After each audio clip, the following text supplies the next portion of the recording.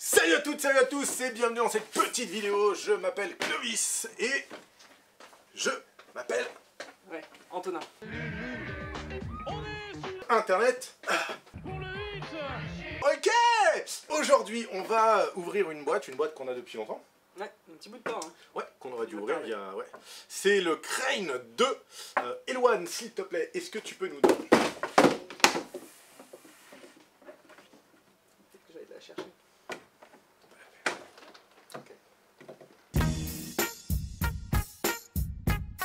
Ok, donc le Crane 2, Ouais. Antonin, qu'on a réussi à sauver de la casse. Ouais. Wouh!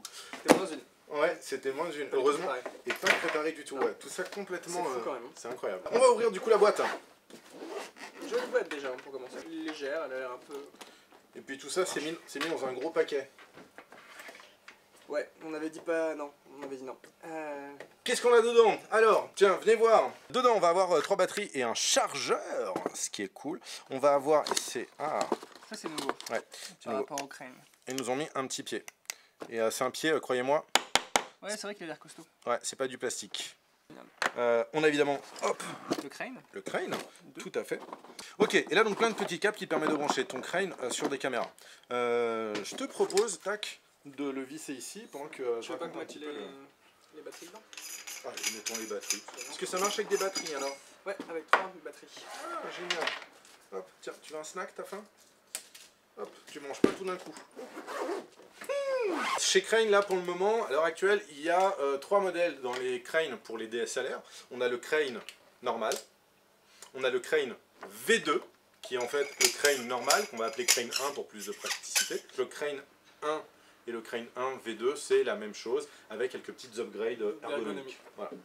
Et ensuite, il y a le Crane 2, qui est celui-là, qui est beaucoup plus gros, et je pense quand même qu'il est plus lourd. Ah, il est plus lourd. Mais c'est normal. Il est plus lourd. Mais... Parce que quelle est sa particularité? c'est que là où le crane 1 prenait 1,8 kg, celui-ci il prend jusqu'à 3,2 kg. 3,2 kg, c'est beaucoup. C'est un beau quand bébé. même bien plus. Et il y en a certains qui arrivent à monter même une RAID dessus. Ouais, alors après, pour aller monter les raids dessus, il faut quand même déporter la batterie, ça doit pas être le truc le plus simple, et ça doit pas être avec tous les cailloux non plus. Ouais, je pense plutôt qu'une FS5 peut-être. Et puis surtout, c'était les 5D. Les 5D qui posaient problème sur le Crane 1, du coup. Et bien voilà, Parce 5D. qu'ils étaient un peu trop lourds. Tout à fait. Ouais, là on a un 1635 qui est remplacé par un 2470. Hop, voilà. Tac, on va mettre ça de côté. Eloane. Donc, sur ces entrefaites, regardons tout de suite la différence entre le Crane 1 et le Crane 2. Ça, c'est le Crane 1 V2. Donc, en fait, en termes de taille de crosse, on n'est pas du tout pareil hein, au niveau de poignet. Vraiment, c'est différent. Dans la première version, nous, on devait rajouter des petites branches, ici, alors que là, ils les fournissent directement. Et on a une molette ici. Il y a un petit écran, yes, tout à fait. Tout à fait. À quoi qu'elle sert cette molette? À faire le point. Correct. Pour l'instant, qu'avec Canon. Correct. Mais ça viendra peut-être avec Sony, peut-être avec Panasonic. Et d'ailleurs, c'est pour ça qu'ils nous ont mis tout un tas de petits câbles. Parce que ces câbles dont on vous a parlé tout à l'heure en les sortant, ce sont des câbles qui permettent de relier hop, la prise qui se trouve ici, là, à la prise, enfin au connecteur du boîtier, donc du coup... En USB. En USB, tout à fait. Toujours. Voilà. En termes d'autonomie, un jeu de batterie, ça tient vraiment une journée. Hein. Il n'y a aucun Il n'y problème. a pas de souci. Ouais, sans souci. Ce que je te propose, c'est qu'on le monte. Lui? Bah oui. Dessus? Bah oui, Ah ouais. carrément. Donc le premier truc déjà à savoir, c'est qu'au niveau de la semelle, on a une semelle qui se retire. Cette semelle, c'est une semelle... Quick Release Manfrotto. Exactement, c'est les 501 Manfrotto qui sont compatibles avec la plupart des trépieds. Ok, vas-y, hop, on va serrer ça. Cool, putain, ça rentre pile poil. Pile poil, ouais. On s'est étudié pour. Alors, on a ici un petit bouton pour nous permettre de la bloquer, hein, ce qui fait que là du coup, hop, ça peut pas sortir dans un sens sinon l'autre. Petite leçon d'équilibrage, on recommence du début pour un truc qu'on n'a pas vu les vidéos. Tout d'abord, vous mettez l'objectif vers le haut et vous essayez d'avoir, ah bah là c'est quasiment presque équilibré, tiens, on va faire en sorte que ce soit pas équilibré. Et vous essayez d'avoir l'objectif qui regarde bien en l'air quand vous lâchez le bazar. Là c'est pas le cas, donc du coup on va desserrer ici, pousser un petit peu vers le haut et remonter. Ah là on tombe dans l'autre sens, donc avant ça tombait par là. Donc ce qu'il faut c'est maintenant trouver le juste milieu, le point neutre. Voilà, et on serre. Ensuite, deuxième équilibrage, on met l'objectif en mode tournage, face à ce qu'on doit filmer. Il faut que la caméra reste bien stable. Là, c'est pas le cas, ça part en arrière.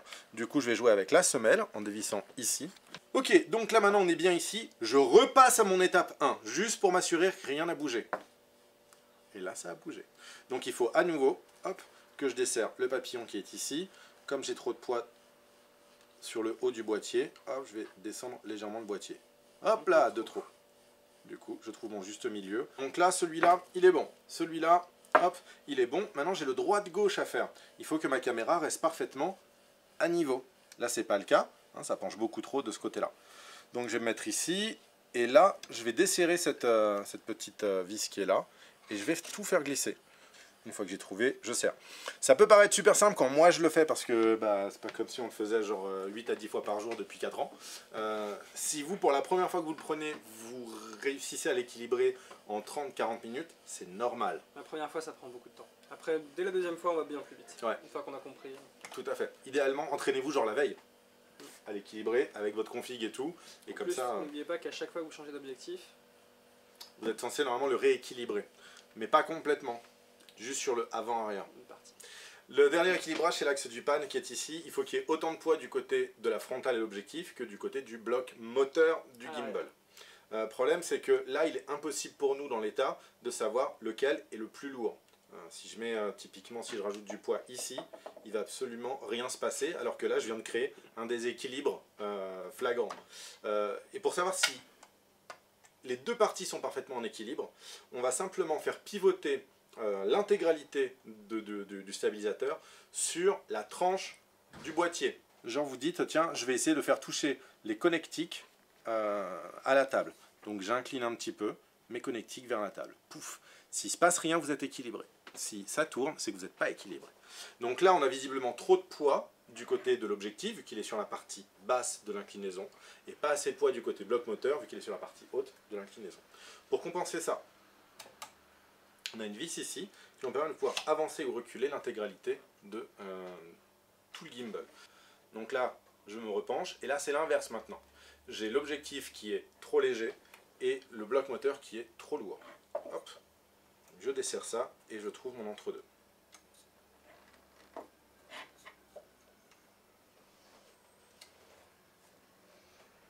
Bingo. Là on est bien. Super. Maintenant il n'y a plus qu'à l'allumer, j'ai envie de te dire. Ah si, il y a un truc qu'on peut faire. Ah, on peut choisir le câble. Yes. Alors, qu'est-ce qu'on a comme connectique sur notre... Bah, normalement c'est marqué sur les câbles.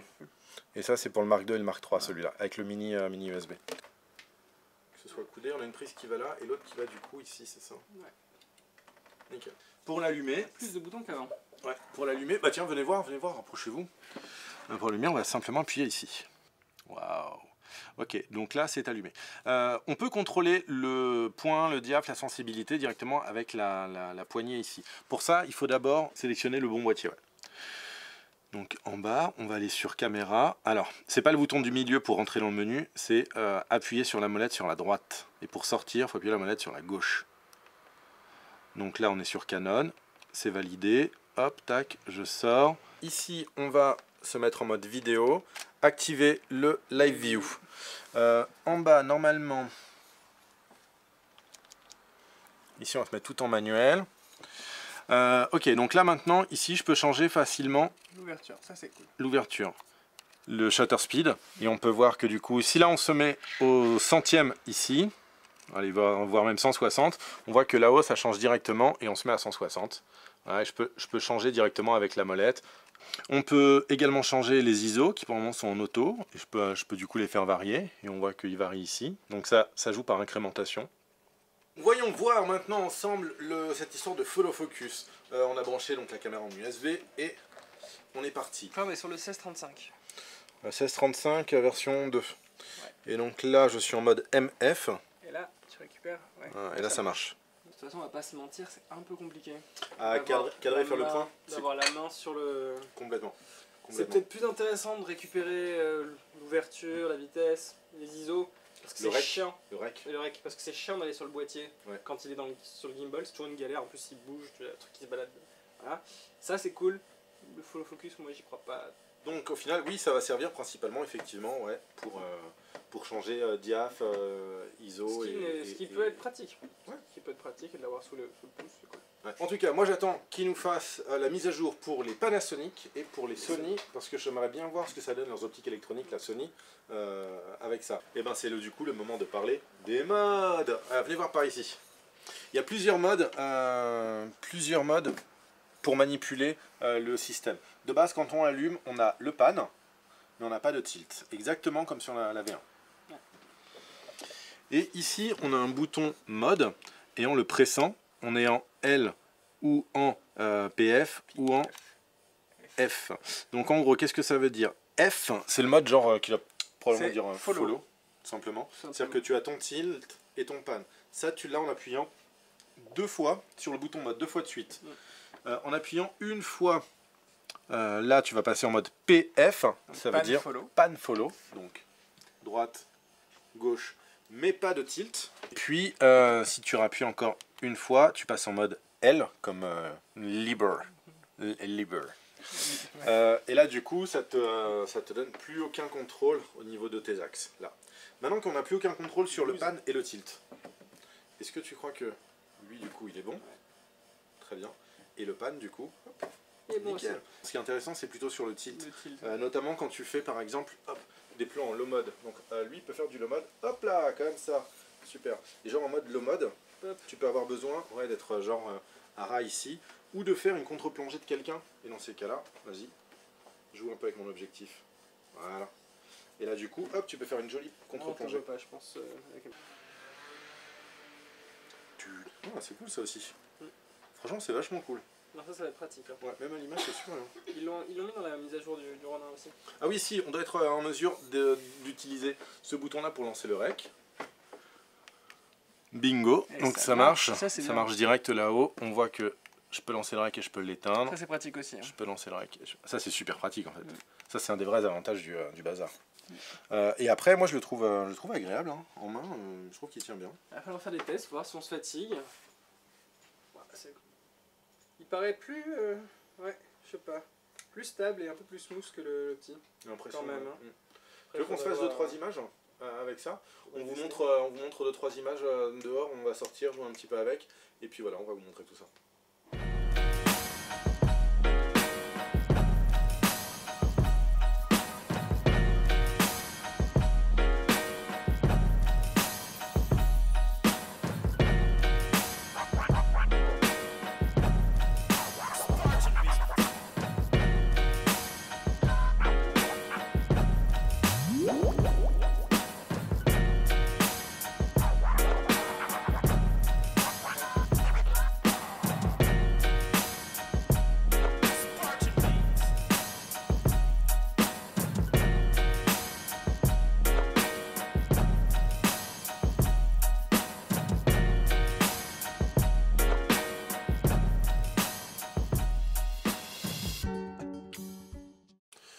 Voilà, c'est tout. Je crois que c'est tout. On rend l'antenne. Bon, voilà, merci de nous avoir suivis. Et puis, comment c'était les studios de l'ERTF? C'était où déjà? Ah putain. En direct de Cognac G. Cognac G. Cognac G. Ok. Allez, Cognac G. À vous les studios.